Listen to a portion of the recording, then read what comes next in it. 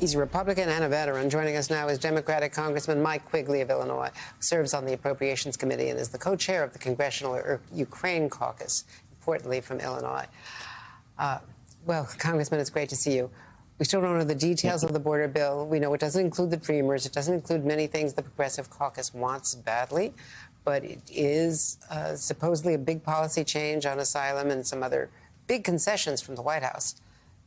As I say, Chuck Schumer says it's going to include aid for Ukraine and Israel. Can you get through the House? Well, first, Speaker Johnson has said it's dead on arrival. So what they've done is tied that aid to Ukraine, Taiwan, and Israel to a package they're saying is dead on arrival. It's kind of a no-win situation. I'd like to think that through one means or another, we can procedurally get a vote on the floor. If it gets to the floor of the House, I do believe it would pass. It would pass because you think there are enough Republicans in this very narrowly held Republican House. Enough Republicans would switch over and you could hold the Democrats? Well, look, when we just talk about the Ukraine side of this, I'd say about 100 Republicans support that. They still support the Reagan doctrine and understand this is a moral and strategic imperative to defend Ukraine in this fight. On the border policy, I think about the same ratio breaks down. So it gets tough. Look, when the middle is vacated, especially by the far right, it's hard to get things done.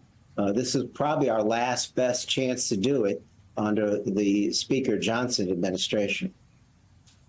You'll have to bring along a lot of those progressive Democrats who hate this border bill. Speaking about Ukraine, though, the EU just approved, and they had to overcome objections from Hungary, $54 billion for Ukraine. But Kyiv is still relying on more U.S. aid. There are weapons that come only from the U.S. You know that better than I. The CIA director, Bill Burns, has written in Foreign Affairs that cutting off U.S. aid to Ukraine would be a mistake of historic proportions. How long can Ukraine survive this war? Into next year without this funding? Well, look, it's tough. They're already, shortchanging their effort by rationing munitions. What the EU is sending is a lot of economic aid, which is critical as well. But it's obvious that the situation could turn in a moment's notice. I don't think Putin can ever win the war under his definition of this, but there could be extraordinary devastation. The war would turn. Russia could regain vast swaths of Ukrainian territory.